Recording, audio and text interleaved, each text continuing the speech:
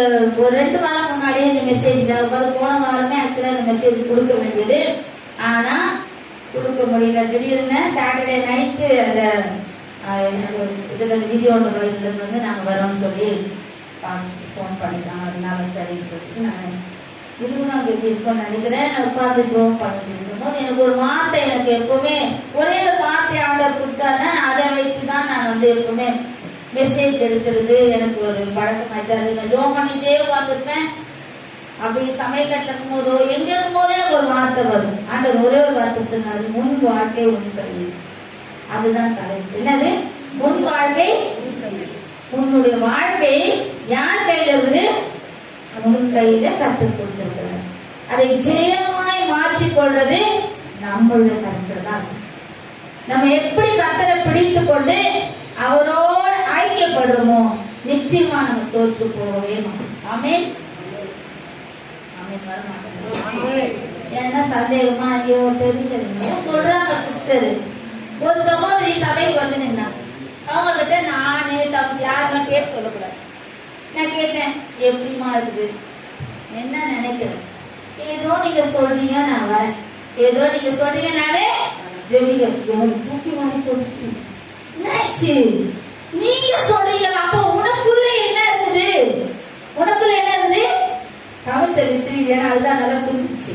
ஏன்னா அது இருந்தது அந்த விஷயத்தப்போ ஷாப் ஆகி என்ன சொன்னேன், என்னமா இப்படி சொல்ற? அப்ப உனக்குள்ள இருக்கிற விசுவாசம், உனக்குள்ள இருக்கிற விசுவாசத்தை வைத்துதானே கர்த்தர் உனக்கு நன்மை செய்வாரு. நீ சொல்ற வார்த்தை எனக்கு ரொம்ப துக்கமா, உனக்காக நாங்க கேட்கிறோம், இதமா செவிச்சிட்டு இருக்கோம். கர்த்தர் பல வழிகளை உங்களை நடத்தி கொண்டு வராரு, பல போராட்டங்களை சரி செய்து வராரு. ஆனா நீ சொல்லும் போது எனக்கு எப்படி இருக்குது? துக்கமா இருக்குமா அப்படின்னு சொல்லி. ஆனா அது புரியல, அதனால அது அந்த மாதிரி சொல்லிச்சோ என்னவோ இருக்கலாம். சரி, இப்பொழுது கூட நம்ம ஒரு 3 பாயிண்ட் இதை குறித்து நம்ம பார்க்கலாம். உன் வாழ்க்கை யாருடைய கையில் இருக்குது? ஒருவரோட கையிலே கற்றுக் கொடுத்திருக்கிறார். நம்ம எப்படி சொல்றாரு? ஜெயம் கொடுக்கிறவராக வைக்கப்படுகிறார். அதனால நம்ம எப்படி இருக்கிறோம்? முதல்ல நம்ம என்ன பண்ணணுமா தெரியுமா? இது கடைசி காலம். அதாவது சத்துருவானவன் என்ன பண்றான்? நம்மள விசுவாசத்தை குறைக்க வைக்கிறான், பாவத்துக்குள்ள நுழைக்க வைப்பான். அப்புறம் என்ன பண்ணுவான்? ஆண்டவரை விட்டு விலக செய்வான், அவன் பக்கம் திருப்ப வைப்பான். அதுக்கு நம்ம என்ன பண்ணணும்? 3 காரியத்தை நம்ம பார்க்க போகிறோம். எனக்கு கொடுத்த அந்த பாயிண்ட் கர்த்தர் சொன்னதை நான் இப்ப என்ன பண்ண போறேன் சொல். முதலாவது நம்ம என்ன பண்ணோம்னா, ஜெயம் எடுக்கணும்னா பாவத்தை கண்டு ஓட வேண்டும். சின்ன சின்ன பாவங்கள் நம்மளோட ஒட்டிக்கிட்டு இருந்தாலும் அதுல நம்ம என்ன பண்ண முடியாது? ஜெயம் எடுக்கிறது கடினம். 2வது, எந்த அளவுக்கு தேவனோட உண்மையா ஒரு காரியத்திலும் உண்மையா இருக்கணும். எனக்கு தெரியாது நான் செய்த தப்பு, நான் எப்படி இருக்கிறேன், நான் கர்த்தர், அவர் பரிசுத்தர். அப்ப அவர் எப்படி பார்க்கிறார்? நம்மள பரிசுத்த கண்களாலே பார்க்கிறார். 3வதாக நம்மள இதுக்கெல்லாம் நம்ம விலகி வாழும்போது குறைவே இல்லாம உயர்த்தி உயர்வாக்கி நம்மளை உலகத்துக்கு காட்டி நடத்துவார். ஆமென். என்ன பண்ணுவாரு? சரி, பாவனா என்ன? முதலாவது நம்ம பார்க்கலாம். பாவனா நம்ம என்ன நினைப்போம்?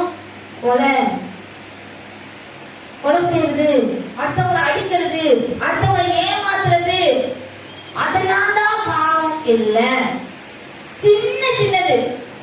இப்போ அநேகர்கிட்ட பேசும்போது சின்ன பொய், அது பொய். ஆனா பொய்க்கு ஈக்குவலு எல்லா பாவமும்.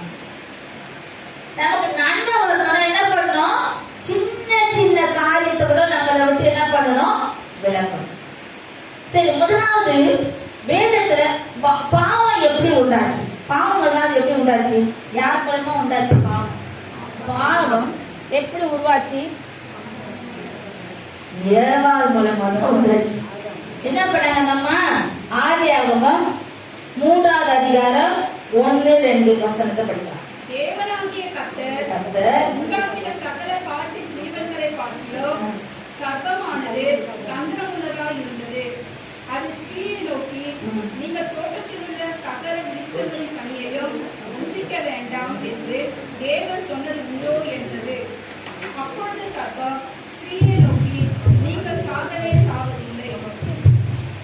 என்ன பண்ணுது? முதல் நம்மள கீழ்ப்படியாமே எங்க பாவத்துக்குள்ள முதல்ல நம்மள கொண்டு போகுது.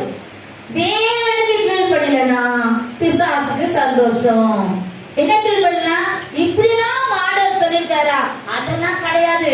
நீங்க எப்படி மாறிடுவீங்க? தேவர்களை போல மாறிடுவீங்க. இது முதல்ல என்ன பாவம்? இது என்ன பாவம்? கீழ்ப்படியாம. நம்ம சபையில நிறைய காரியங்களை கேட்போம். இப்படி இருக்கணும், அப்படி இருக்கணும், இப்படி நடக்கணும், அப்படி பண்ணணும், அப்படி ஜெபிக்கணும், எல்லாம் கேட்போம். ஆனா யாருக்காவது கீழ்ப்படிதல் வருமா? பிள்ளைங்க கீழ்ப்படிதல்னா மட்டும் எவ்வளவு கோவப்படுவோம். நான் சொல்றது எதுனா நீ கேட்கிறியா? நான் சொல்றது எதுனா நீ கேட்கிறியா? ஆனா நம்ம என்ன பண்றோம்? கர்த்தர் கொடுக்கிற வார்த்தைகளுக்கு நம்மள சரண்டர் பண்றதுக்கு நம்ம என்ன பண்ற? தயாரா இல்ல. அப்ப நமக்குள்ள என்ன இருக்குது? என்ன இருக்குது? கீழ்ப்படியாமை ஒட்டிக்கிட்டு இருக்குது. இருக்குதா இல்லையா? கீழ்ப்படியாமை இருந்தா அதனால நம்ம என்ன பண்ண முடியாது? என்ன பண்ண முடியாது? தேவனிடத்துல நெருங்க விட மாட்டான். என்ன பண்ணிட்டான் ஆதாம் ஏவாளையும்? அவன் சொன்ன ஒரு வார்த்தை, அதுல 6வது வசனத்தை படிங்க. 6. அந்த விருட்சம் புசிப்புக்கு நல்லதோ பார்வைக்கு இன்பமோ புத்தியை தெரிவிக்கிறதற்கு இச்சிக்கப்படத்தக்க விருட்சமாய் இருக்கிறது என்று கண்டு அதன் கனியை பறித்து புசித்து தன் புருஷனுக்கு கொடுத்தார். தேவன் வந்து அது உனக்கு தேவையில்லை அப்படின்னு சொல்லிட்டார். தேவன் என்ன சொல்லிட்டாரு? ஆனா நீ என்ன பண்ற? அதுக்குள்ள கடந்து போற. யாரு சாத்தானுடைய வார்த்தைக்கு செவி கொடுக்கிறோம். சாத்தானுடைய வார்த்தைக்கு செவி கொடுக்கும் போது என்ன பண்ணோம்? கர்த்தர் சொல்வாரு, நான் உன்னோட இருக்கேன், நீ பயப்படாத. நீ ஏசாயா 41 அதிகாரம் 10வது வசனம் படிங்க. ஏசாயா 41:10.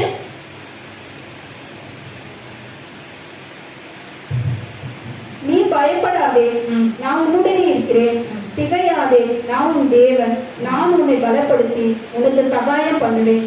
இந்த வசனத்தை நல்ல மனசுல பண்ணி வச்சுட்டோம்னா நமக்கு பலவீனம் வரும்போது என்ன பண்ணுவோம்? இருப்பா அந்த உறுதி நமக்குள்ள வருதா? பயப்படாதன்னு சொல்ற, நீ இதை செய்யாதன்னு சொல்ற. என்ன சொல்றாரு? இது நீ செய்யாத, இது உனக்குரியது இல்ல, இது சாத்தானுக்குரியது. ஆனா நம்ம என்ன பண்றோம்?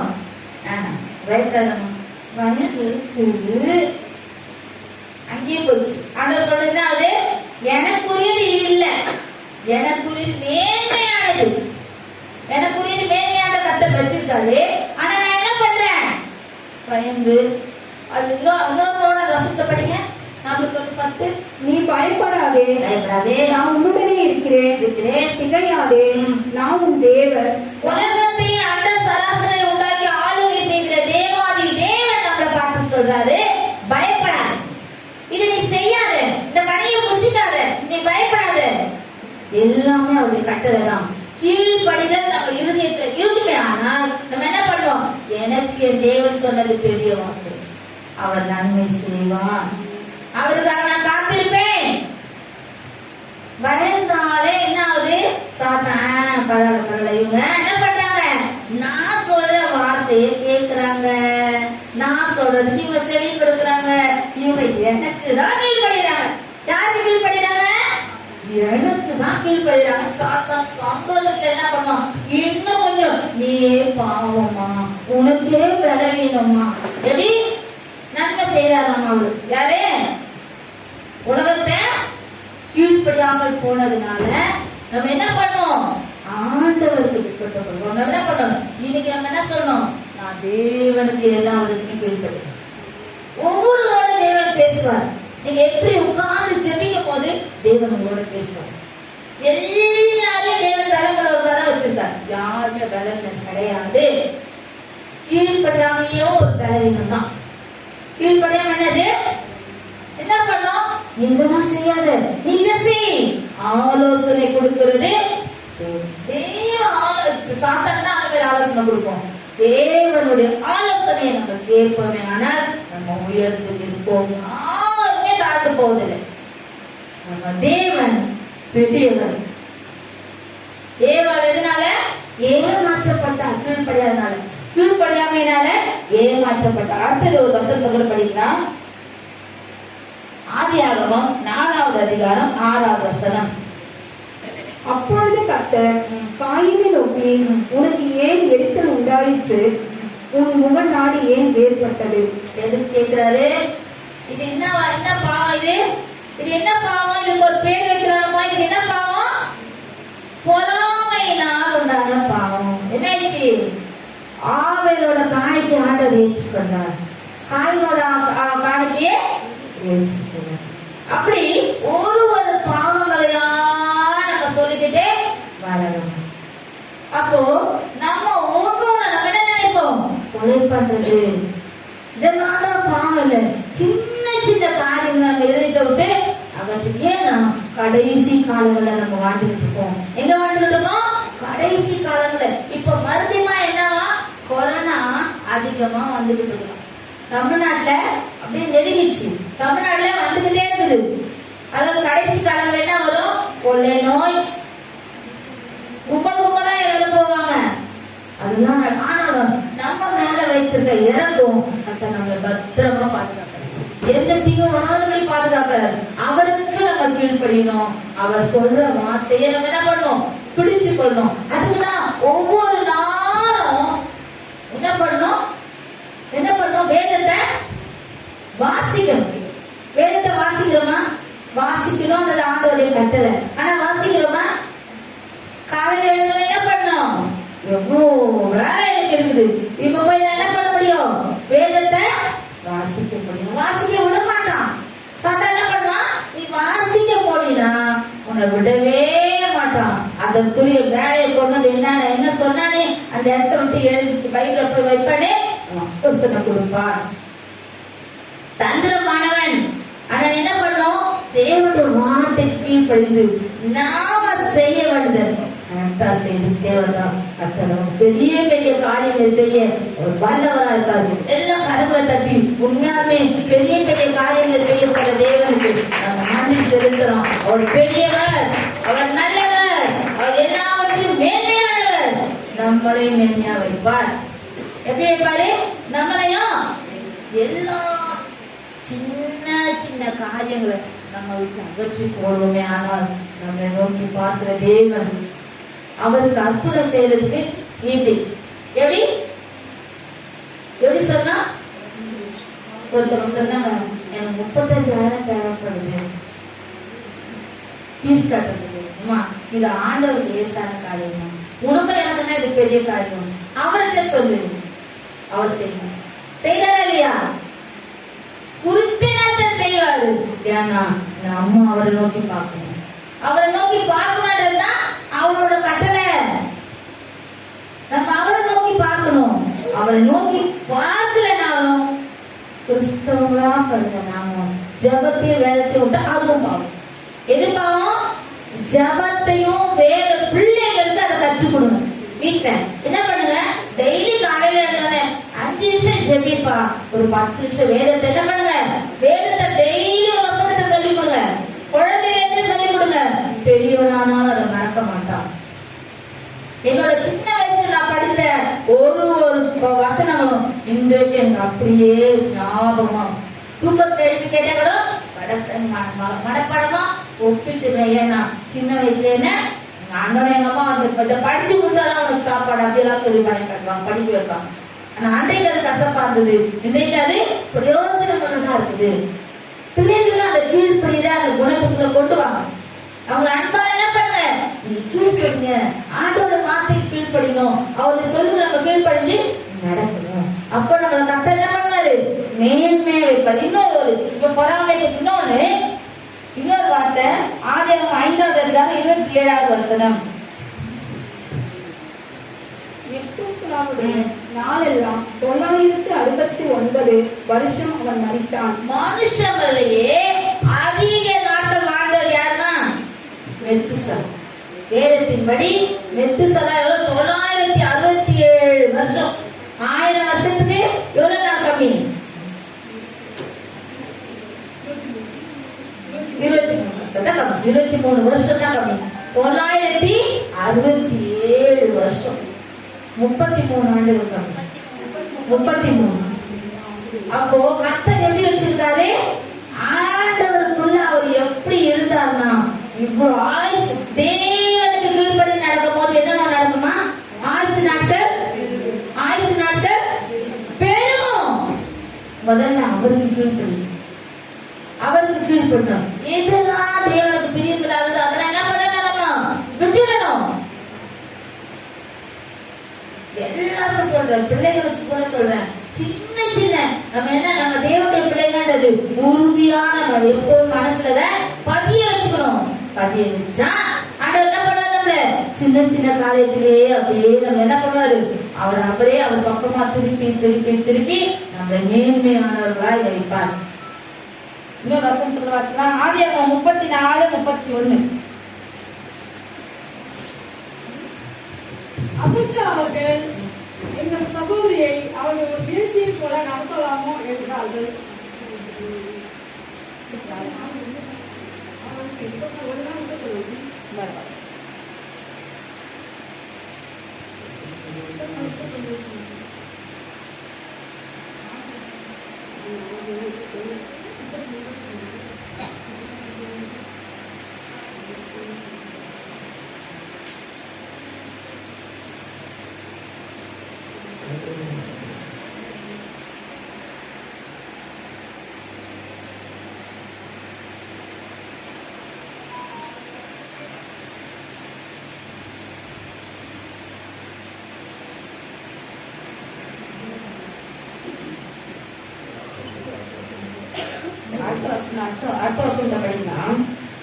ஆதியாகமம் 39:8-9. அவனோ தன் எஜமானுடைய மனைவியின் சொல்லுக்கு இணங்காமல் அவளை நோக்கி, இதோ வீட்டிலே என்னிடத்தில் இருக்கிறவைகளில் யாதொன்றை குறித்தும் என் ஆண்டவன் விசாரியாமல் நமக்கு உண்டான எல்லாவற்றையும் என் கையில் ஒப்புவித்திருக்கிறார். இந்த வீட்டிலே என்னிலும் பெரியவன் இல்லை. நீ அவருடைய மனைவியா இருக்கிறபடியால் உன்னை தவிர வேறொன்றையும் அவர் எனக்கு விலக்கி வைக்கவில்லை. இது ஒண்ணு இல்லை. இது என்னன்னா இச்சையினால் வருகிற பாவம். என்னது? இச்சை, மாமிச இச்சை. ஆணும் பெண்ணும் எப்படி சொன்னாங்க? தேவனுக்கு முன்பாக பரிசுத்தத்தோடு நம்ம என்ன பண்ணோம்? நடந்து கொள்ள வேண்டும். பரிசுத்தத்தோடு நடந்து கொள்ள வேண்டும். பாவத்தை கண்டு என்ன பண்ணணும்? உலகி ஓடும். அப்போ கர்த்தர் பல ஆசீர்வாதங்களை நமக்கு கொடுப்பார். நம்ம எவ்வளவு சொன்னாலும் ஆசீர்வாதத்தை பெற்றுக்கொள்றதுக்கு நம்ம தான் தயாரா இருக்கணும். அவரோட நம்ம தான் ஐக்கியப்பட்டிருக்கணும். தேவனோட ஐக்கியப்படும் பிள்ளைகளுக்கு அதை என்ன பண்ண நம்ம கற்றுக் கொடுக்கணும். இதெல்லாம் போய் சொல்லக்கூடாது. பக்கத்துல இருக்க பிள்ளைகளோட பொருள் எடுக்கக்கூடாது. எதெல்லாம் தப்புன்னு சின்ன வயசுல பிள்ளைகளுக்கு நம்ம சொல்லி கொடுக்கணும். அவங்க என்ன பண்ணாங்க? அதை கற்றுக் கொடுக்கணும். அம்மா எனக்கு சொல்லி கொடுத்துருக்காங்க, இது இயேசுக்கு பிரியப்படாத காரியம், இயேசுக்கு பிரியப்படாத காரியம். நான் பரலோகத்துக்கு போகணும், இயேசுவின் முகத்தை பார்க்கணும், இயேசுவை நான் எப்போ தரிசிக்கணும். அப்ப நான் எப்படி இருக்கணும்? இயேசுவின் பிள்ளையாவே இருக்கணும். ஞானஸ்தானம் எடுத்துட்டோம், அபிஷேகம் பெற்றுட்டோம், எல்லாம் உடனே நம்ம பரலோகத்துக்கு எடுத்து வரா ஒரு நாளும் நம்ம வாழற வாழ்க்கை தான் முக்கியம். ஒரு நாளும் தேவனுக்கு பிரியப்படாத என்ன பண்ணக்கூடாது. நான் ஏற்கனவே சொன்னேன், ஒரு பையன் அருள்நகர் பஸ் ஸ்டாப்லயே பார்த்தேன். ஏதோ ஒரு சின்ன எதிர்த்து வாழ்க்கையில கிறிஸ்தவ பையன் பார்த்து எனக்கு ரொம்ப பேச்சாச்சு. ஏசப்பா நானே பார்த்து அவ்வளவு மனசு வேதனைப்பட்டேன். அப்ப ஆண்டவர் எவ்வளவு வேதனைப்படுவாரு. பாவத்தை கட்ட என்ன பண்ணணும்? ஃப்ரெண்ட்ஸ் கொடுத்தவங்க என்ன பண்ணக்கூடாது. இது எனக்கு பிரியமில்லாதது இல்ல, தேவனுக்கும் பிரியமில்லாதது. இது எனக்குரியது இல்ல. பிள்ளைகளுக்கு அந்த பயத்தை சொல்லி கொடுக்கணும்.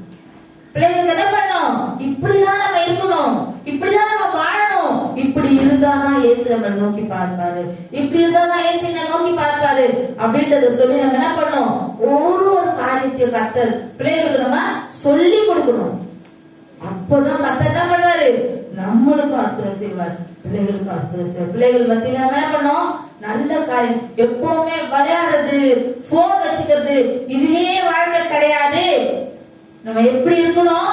அப்படி இருந்தாதான் நம்ம கொஞ்சம் கொஞ்சமா மேல எப்படி போவோம்? உயர மேல பார்ப்போம். தேவனுக்குள்ளாக அநேகர் கண்டு வியக்கத்தக்கதாய் நம்மளை கர்த்தர் மாற்றுவார். அநேகர் கண்டு வியக்கத்தக்கதாய் நம்ம வாழ்க்கையை மாற்றுவார். உண்மையா ஒரு நாள் போன வாரம் கூட வந்து அந்த பாஸ்டர் சொன்னார். எவ்வளவு சொன்னாரு அவரு? என்ன சொன்னாரு? வேதத்தை படிக்கணும்.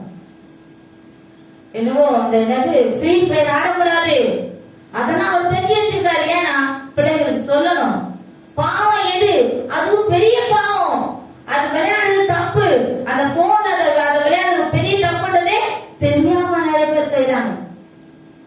மத்தவங்க செய்யலாம், நம்ம செய்யலாம்.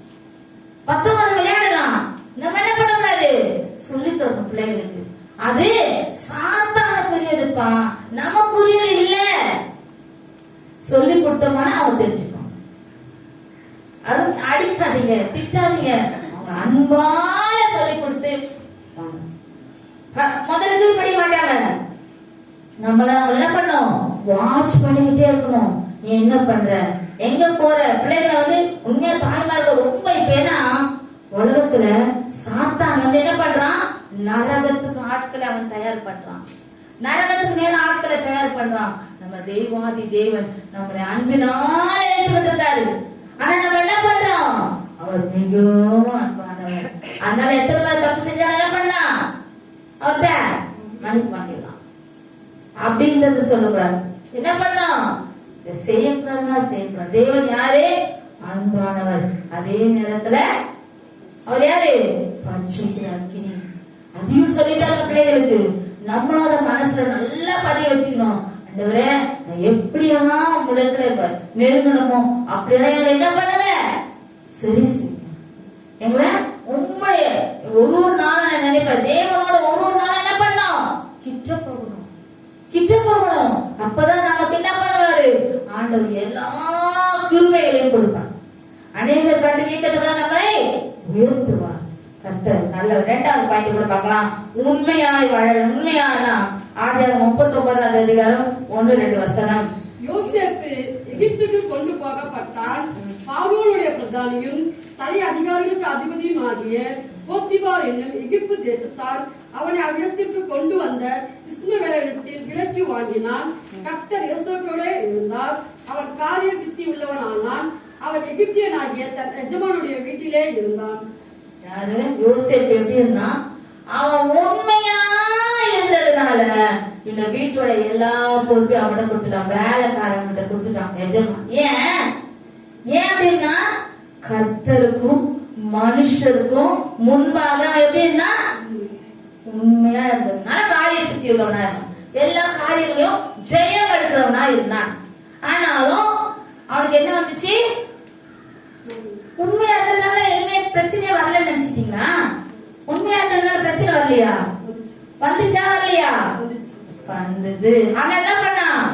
எனக்கு தெரியும் என் தேவன் எனக்கு என்ன செய்வார் என்று. எனக்கு தெரியும் என் தேவன் என்னை எந்த இடத்துல உயர்த்துவார் என்று எனக்கு தெரியும். என்ன பண்றான்? அமைதியா, நீ தப்பு செஞ்சிட்ட, நீ எங்க போனோம்? சிறைச்சாலைக்கு போ. போறேன். ஏன்னா நீதிபதி என்னோட இருக்கிறார், நீதிபதியாகிய தேவன் என்னோட இருக்கிறார். அப்ப அந்த ஒரு அவன் வாழ அந்த உண்மை அவன் சொன்னான். நான் எப்படி இருப்பேன் என் தேவனுக்கு தெரியும். என் தேவன் என்ன பண்ண போறாரு? கைவிடுவே மாட்டார். கைவிடுவாரா? கைவிட்டாரா? அடிமையாய் போன யோசேப்பு எப்படியானா? ராஜா கட்டஸ்தானத்துல ராஜாவோட முத்திரை மோதிரம் அவன் கைக்கு போயிடுச்சு. அவன் என்ன சொல்றான்? நான் ராஜா, ஆனா நீதான் இந்த நாட்டுல இருக்க எல்லாரையும் கை கால அசைக்கிறானா கூட உன்னை கேட்கணும். யார கேட்கணும்? அடிமையாய் வந்த யோசேப்ப கேட்கணும். ஏன்? யோசேப்போட வாழ்க்கை என்னது? யோசேப்போட வாழ்க்கை யோசேப்புக்கு அப்படி ஒரு பெரிய ஸ்தானத்தை அவனுக்கு. அதுக்கு அவன் எந்த பாடுபடல. நான் ஆண்டவரோட உண்மையா இருக்கிறேன், எனக்கு எல்லாம் ஒரு மூலமா நடக்கும். எது நடக்க சாத்தான் எனக்கு சொல்றானோ, ஆனா சாத்தானா சொல்றான், பாத்தியா நீ வந்து நாட்டுல கூட நீ சிறைச்சாலைக்கு போற, பரவாயில்ல, எனக்கு எப்படி நடத்துவாரு தேவன் எனக்கு தெரியும். அமைதியா போனான். நியாயத்தை கூட பேசல. தேவன் என்ன பண்ணாரு? அவர்கிட்ட மாத்திரம் நியாயத்தை எது வந்தாலும் சொல்லு. அவர் பெரியவர், அவர் வல்லவர், அவர் பெரிய பெரிய காரியங்களை உனக்கு செய்ய, உனக்கு எனக்கு எல்லாருக்கும் எப்படி செய்வாரு? பெரிய காரியங்கள் செய்து நம்மளையும் யோசேப்பை போல. அடுத்த வசனத்தை பாருங்க. என்னாகும்? 12வது அதிகாரம் 7வது வசனம். என் தாசனாகிய மோசேயோ அப்படிப்பட்டவன் அல்ல, என் வீட்டில் எங்கும் அவன் உண்மை உள்ளவன். யாரு சொல்ற இந்த வார்த்தைய? இந்த வார்த்தை யார் சொல்றா? கர்த்தர் சொல்றாரு. யாரை பார்த்து? மிரியாமையும் ஆரோனையும் பார்த்து, நீங்க அவனை குறித்து முறுமுறுக்கிறீங்க. அவன் யாரு? உண்மை உள்ளவன், வீட்டில் எங்கும். அப்ப நான் யாருக்கு முன்பாக இருக்கிறேன்? கர்த்தருக்கு முன்பாக இருக்கிறேன். நான் யாருக்கு முன்பாக இருக்கிறேன்? அப்ப நம்ம எப்படி இருப்பாரு? உண்மை உள்ள மனுஷன். நிச்சயமா நம்ம எல்லாருக்கும் பரிபூர்ண ஆசீர்வாதம் உண்டு. உண்டா இல்லையா? விசுவாசிக்கிறோம் மாத்திரம் ஆமென் சொல்லுங்க. பரிபூர்ண ஆசீர்வாதம் எனக்கு உண்டு. எல்லாம் சொல்ல எனக்கு என்ன உண்டு? கர்த்தருக்கு முன்பாக நான் இருக்கிறேன். அதனால எனக்கு என்ன உண்டு? பரிபூர்ண ஆசீர்வாதம் உண்டு. கர்த்தர் நம்மளை ஒருபோதும் விட மாட்டாங்க. நம்மள அநேகர் கண்டு நம்மள வந்து கேள்வி கேட்க கர்த்தர் விடவே மாட்டாரு. நம்ம என்ன பண்ணாரு? உன்னை வாழாக்காமல் தலையாக்குவார், உன்னை கீழாக்காமல் மேலாக்குவார். உன்னை வாழாக்காமல் தலையாக்குவார், உன்னை கீழாக்காமல் மேலாக்குவார்.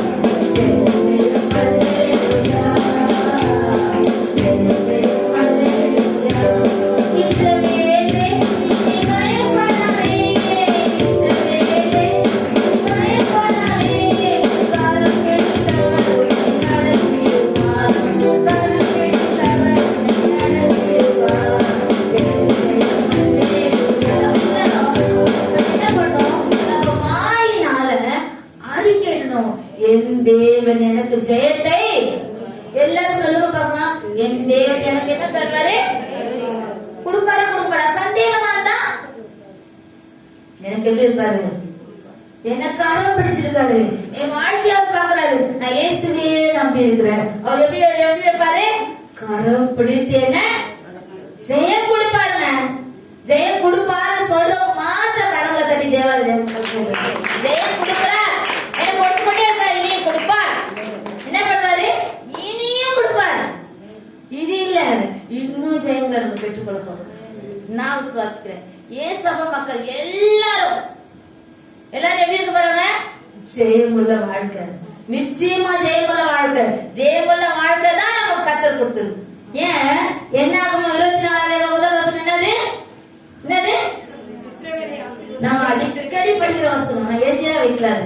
நான் எழுதியெல்லாம் வைக்கல. எங்க எழுதி வச்சுட்டேன்? இறுதிய பலகையில எழுதி வச்சுட்டேன். என்ன ஆசீர்வாதம் தான் அவருக்கு பிரியும். என் குடும்பத்தை ஆசீர்வாதம் தான் அவருக்கு பிரியும். என் பிள்ளைகள் ஆசீர்வாதம் தான் அவருக்கு பிரியும். என் சபை மக்கள் ஆசீர்வாதம் தான் அவருக்கு பிரியும். ஏன்னா நம்ம வாழ்க்கை அவர் பார்த்துட்டு இருக்காரு இல்லையா? பார்த்துருக்காரா இல்லையா? அவர் எப்படி எப்படி எப்படி நடத்துவாரு? வாழாக்கவே மாட்டாங்க, தலையாயிரம் இருப்பார். விசுவாசத்தோடு இருப்போம். அநேக அதுதான் ஜான்சி ரொம்ப அழுச்சு. ஏப்ரல் மாசம் நான் சொன்னேன், நீ அழுவதெல்லாம் வேஸ்ட், அழுவதை நிறுத்து. என்ன பண்ணு? அழுவதை நிறுத்து ஜான்சி. நீ ஆண்டவர் நம்பி விசுவாச வார்த்தை அறிக்கை சொன்னாமா? எனக்கு இந்த ஹாஸ்பிட்டல காட்டலும் நல்ல ஹாஸ்பிட்டல் தேவன் கொடுக்க போறாரு, நல்ல வேலையை கொடுக்க போறாரு. நான் அநேகர் முன்பா தலைநிமிர்ந்து நடக்க போறேன். என்ன சொல்லு? நீ உண்மையா இருந்தல்ல, உனக்கு ஏதோ தப்பு சொன்னாங்கல்ல, ஆனாலும் கர்த்தர் உன்னை உயர்த்துவார். யார் உயர்த்துவான்? உயர்த்துகிறவர் யாரு? நம்ம தேவன். நம்மள ஒரு போதும் கவலைப்பட கண்ணீர் விட மாட்டார். நம்ம எப்படி பாரு? விசுவாச வார்த்தைகளை மாத்திரம் அறிக்கை ஒவ்வொரு நாள் தயவு செய்து எல்லாருக்கும் சொல்றேன். சாத்தான் என்ன பண்ணுவோம் தெரியுமா? விசுவாசம் இல்லாத வார்த்தைகளே கொண்டு போடுவோம். என்ன பண்ணுவான்?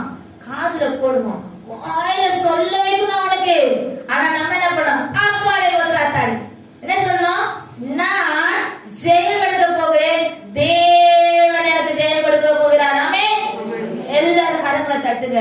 எனக்கு ஜெயம் கொடுக்கிற தேவன்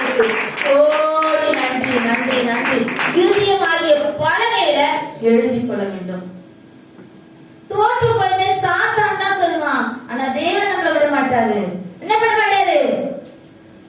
எனக்கு ஜெயம் கொடுக்கிற தேவன் என்னோட இருக்கிறார். நான் அவரை நம்பி இருக்கிறேன். ஏன்னா என் வாழ்க்கை அவருக்கு தெரியும். நான் எப்படி இருக்கிறது அவருக்கு தெரியும். நான் எப்படி அவரை பிடிச்சு கொண்டு அவருக்கு தெரியும். இன்னொரு வசனத்தை கூட படிக்கலாம். 101 சங்கீதம் 101 2 3.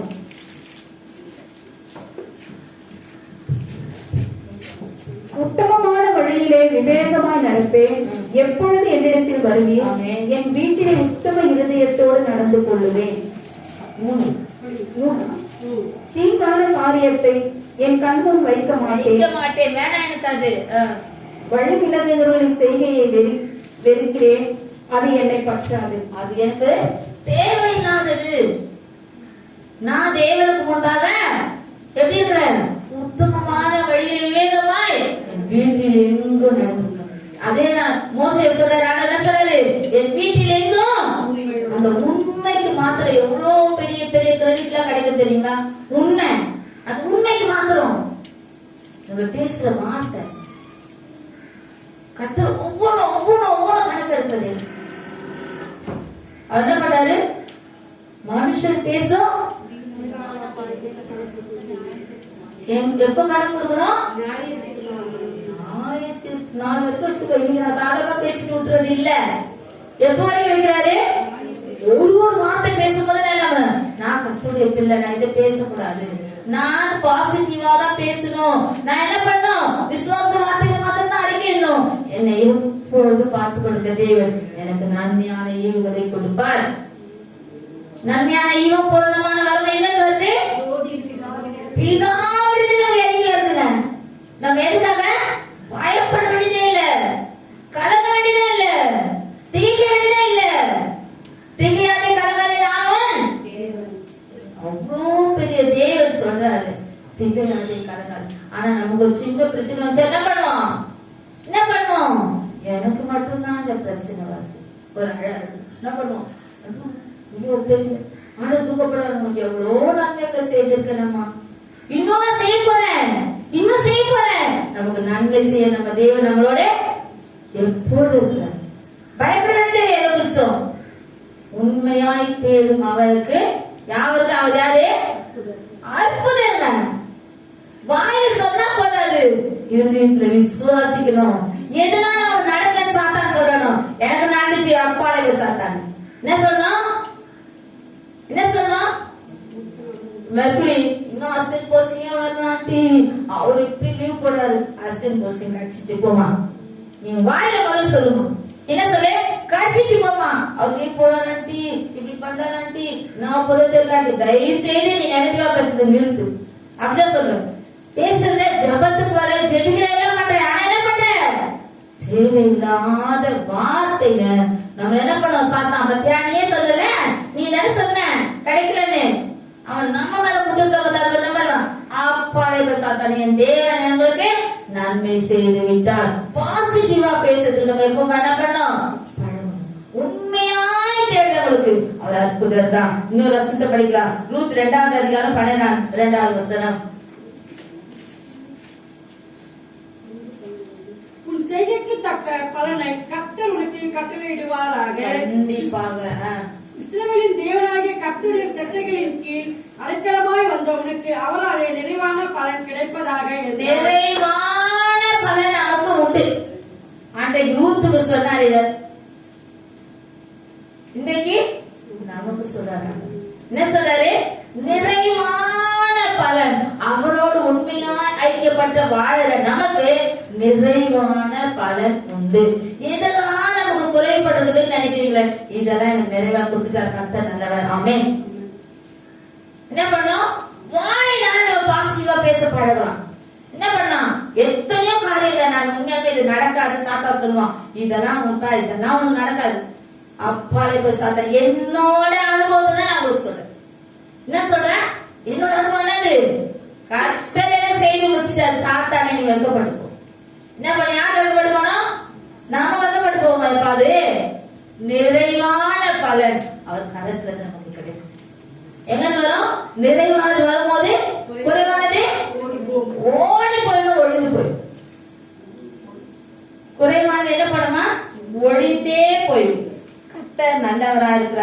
அவர் நன்மை செய்கிறவரா இருக்கார். அவர் நம்மோடு எப்பொழுதுமே என்ன பண்றாரு?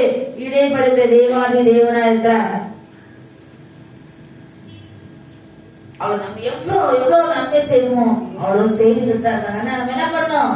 அவரோட வாழ்க்கை, நம்ம வாழ்க்கையில அவரோட எப்பொழுது ஐக்கியப்படுவோம்.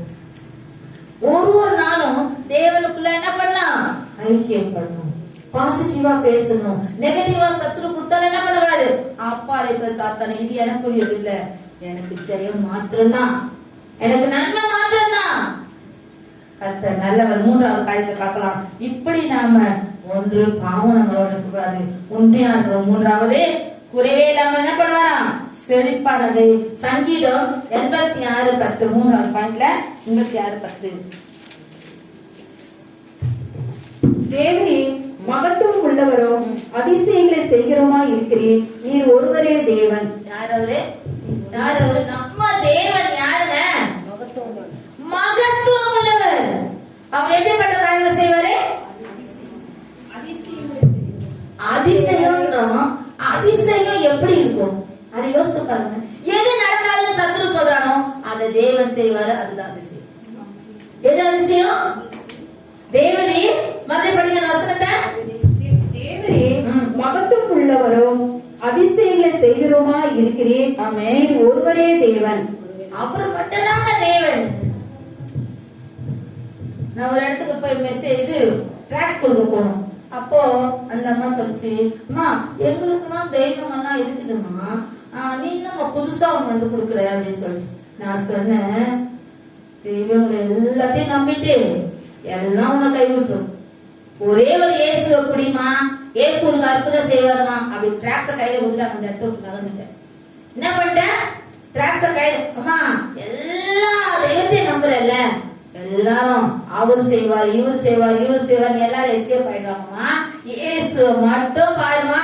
இதே மாதவத்துல தான் வரமா காய்கறி கட் பண்ண பண்ணாங்க டிராக்ஸ் போகும்போது. நான் போய் ரிட்டர்ன் வரும்போது அந்த அம்மா கூப்பிட்டேன். முதல்ல அதை வாங்க மாட்டேன்னுச்சு. மாமா காப்பி வச்சுட்டு போவ. ஏசப்பா சொல்ற ஒரு வார்த்தை எப்படியோ அவங்க மனசுல போயிடுச்சு. ஏசு ஒருவர் தான். ஏசுதான் நமக்கு எப்படி இருக்காரு? அதிசயம் செய்கிறவர், மகத்துவம் உள்ளவர். அடுத்தது படிக்கலாம். யோபு 5:24. உம்முடைய கூடாரம் சமாதானத்தோடு இருக்க காண்பீர். எப்படி சமாதானத்தோடு இருக்க காண்பீர். அடுத்தது, உம்முடைய வாசஸ்தலத்தை விசாரிக்கும் போது குறைவை காண மாட்டீர். ஆமென். எல்லாரும் ஆமென் சொல்லுங்க. எனக்கு குடும்பத்துல இருக்க குறைகள் நிறைவாக்குற தேவன் என்னோட இருக்கிறார். இது என்னது? சத்திய வேதத்துல இருக்க வார்த்தை. எனக்கு இருக்க குறைகள் என்ன பண்ணும்போது ஜெபிக்கும் போது வசனங்களை எழுதி வச்சு எடுத்து கையில வச்சு ஜெபிங்க. நீங்க சொன்னீங்க, ஆண்டவரே குறைவு இருக்கு, இந்த குறைவு உங்களுக்கு என்ன பண்ணுங்க? பண குறைவு, சமாதான குறைவு, எத்தனையோ இருக்குது. அந்த குறைவுல நிறைவாக்குறவர் யாரு? யாரு? அப்ப நம்ம என்ன பண்ணோம்? குறைவே இல்லாத நாட்டுல தேவன் கிட்ட ஒப்படைச்சிட்டு நம்ம ஃப்ரீயா என்ன பண்ணோம்? மத்தேயு 11:28 வருத்தப்பட்டு பாரம் சுமக்கிறவர்களே, நீங்கள் எல்லாரும் என்னிடத்தில் வாருங்கள், நான் உங்களுக்கு இளைப்பாறுதல் தருவேன். இந்த வசனம் எவ்வளவு முறை படிச்சாலும் வாயில நிக்கும், எதிரில சிந்தையில போகாது. ஏன் கேளுங்க? வருத்தப்பட்டு வாசம் எல்லாம் என்ன பண்ணுங்க? நான் உங்களுக்கு என்ன பண்ணுவேன்? அந்த வருத்தத்தை நீக்கி போட்டு உனக்கு சமாதானம் கொடுப்பேன். அதுதான் இளைப்பாறு. என்ன கொடுப்பேன்? வருத்தமா இயேசு கிட்ட வந்தா ஓடி போயிடும். யார்கிட்ட வந்தா? இயேசு கிட்ட வந்தா ஓடி போயிடும் நம்ம சொல்லுவோம். ஓடி போகாதுன்னு சாத்தான் சொல்லுவான். என்ன சொல்லுவான்? ஆமா ஆமா போ சர்ச்சுக்கு, என்ன நடக்குது அதான் பொண்ணு சொல்லுச்சுல, நீங்களா சொல்றீங்கன்னு வர, நீங்களா சொல்றீங்கன்னே. அப்ப இதயத்துல நீ விசுவாசிக்கும் போது பல பல நன்மைகளை நீ பெற்றுக் கொள்வாய். பல நன்மைகளை பெற்றுக் கொள்வாய். இன்னொரு வசனத்தை கூட படிக்கலாம்.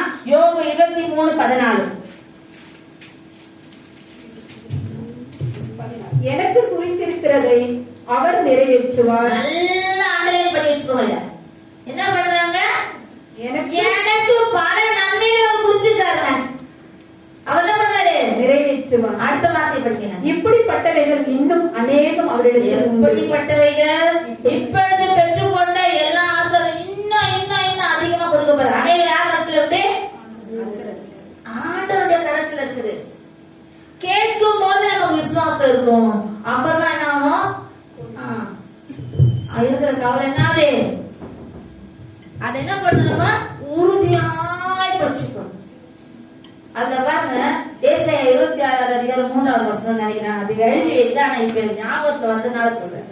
ஏசாயா 26:3. உம்மை உறுதியாய் பற்றிக் கொண்ட மனதை உடையவன் உண்மையே நம்பிக்கிறபடியால் நீர் அவனை பூரண சமாதானத்துடன் காத்துக் கொள்வீர். ஆமென். எப்படி?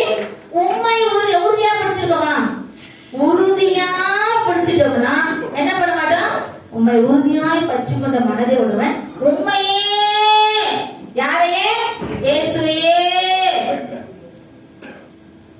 நம்ம தேவனையே நம்ம விசுவாசிக்கிறபடியால் என்ன பண்ணுவோம்?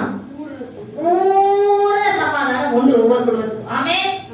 ஒவ்வொரு குடும்பத்துக்கும் கர்த்தர் நமக்கு பூரண சமாதானத்தோட நடத்துவார். இன்னொரு வசனத்தை கூட படிக்கலாம். சங்கீதம் 95:8.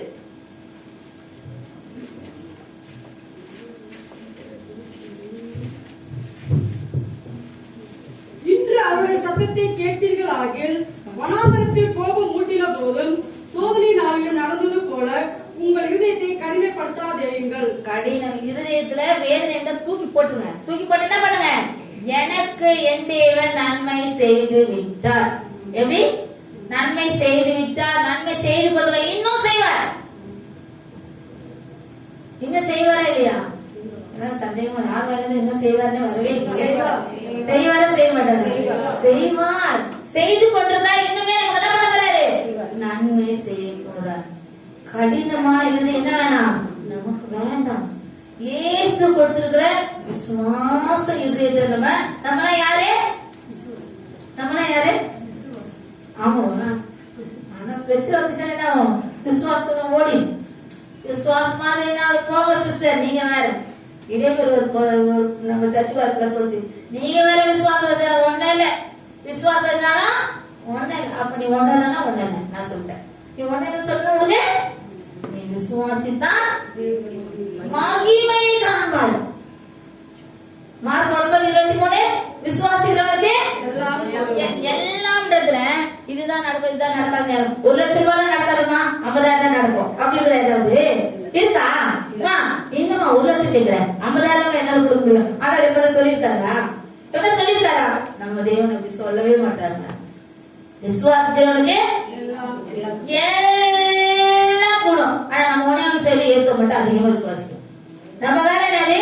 அவரை துதிக்கணும், அவரோட ஐக்கியப்படணும், அவர் சொல்ற கட்டளை நம்ம கீழ்படியணும். அப்ப என்ன பண்ணணும்? எல்லாமே கூடுங்க. எதெல்லாம் கூடாதுன்னு சாத்தான் சொல்றானோ அதையெல்லாம் நம்ம பெற்றுக்கொண்டோம் என்று என்ன பண்ணணும்? விசுவாசிக்கணும், வாயினால் அறிக்கையிடணும். நம்ம அறிக்கையிடும்போதுதான் சத்து நம்மள விட்டு ஓடும். என்ன பண்ணலாம்?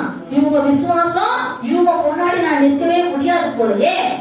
இவங்க விசுவாசம் எப்படி இருக்குது? அதுல 149வது சங்கீதம் 4வது வசனம் படிங்க. கர்த்தர் தம்முடைய ஜனத்தின் மேல் பிரியம் வைக்கிறார். ஆமென். சாந்த குணம் உள்ளவர்களை ரட்சிப்பினால் அலங்கரிப்பார். ரட்சிப்பினால் அலங்கரிப்பார். ரட்சிப்பட்டதுனா அலங்கரிப்பட்டதுனால எல்லா கிருபைகளையும் கொடுப்பார். நம்ம மேல என்ன வச்சிருக்காரு? அவரே என்ன வச்சிருக்காரு? நம்ம தேவன் என்றைக்கு அவரை தெய்வமா ஏற்றுக்கொண்டோமோ அன்றைக்கு அவர் மேல என்ன வச்சிருக்காரு? பிரியம் வைத்திருக்காரு. உலகத்துல இருக்க பிரியம் என்ன பாவம்? மாறி போகும். இயேசுவோட பிரியம் எப்பவுமே மாறி போகாது. இன்றைக்கு கேட்ட வார்த்தைகளை மனசுல பதிய வைங்க. எடுத்து வசனங்கள் வாசிங்க. இந்த வசனங்களை என்ன பண்ணுங்க? உறுதியாக பற்றிக் கொள்ளுங்க. கர்த்தர் பெரிய பெரிய காரியங்களை செய்வார். ஆமென்.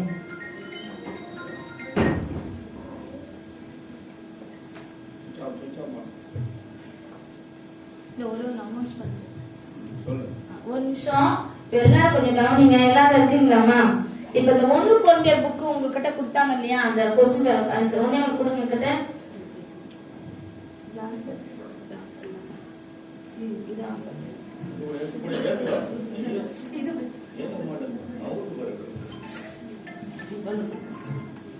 இந்த புத்தகத்தை குடிச்சிருக்காங்களா? வாங்கியிருக்கீங்களா? வாங்க, நம்மளுக்கு சொல்றேன் நானு.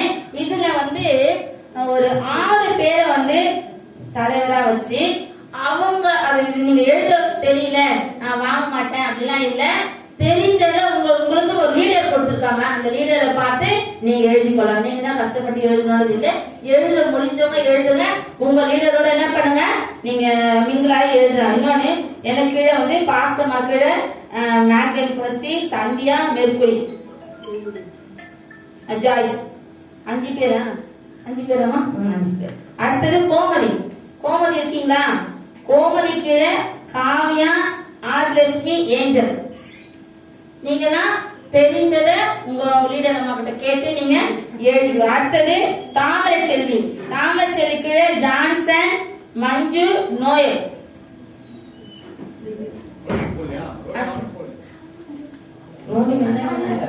ஜான்சி. ஜான்சி வந்து ஜான்சி கீழே லூக்கி, தேசியா, நிவேதா. ரெடி பண்றீங்களா? எந்த டேட்ல கொடுக்கணும் நான் சொல்லிடுறேன். அடுத்தது தமிழ்ச்செல்வி.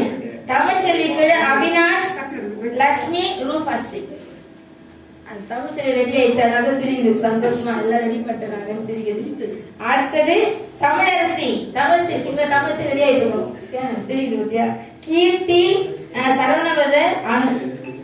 எல்லாருமே ஒரே ஒரு ரெக்வெஸ்ட், இந்த கொஸ்டின் பேப்பருக்கு ஒரு 50 ரூபாய் பே பண்ணணும்.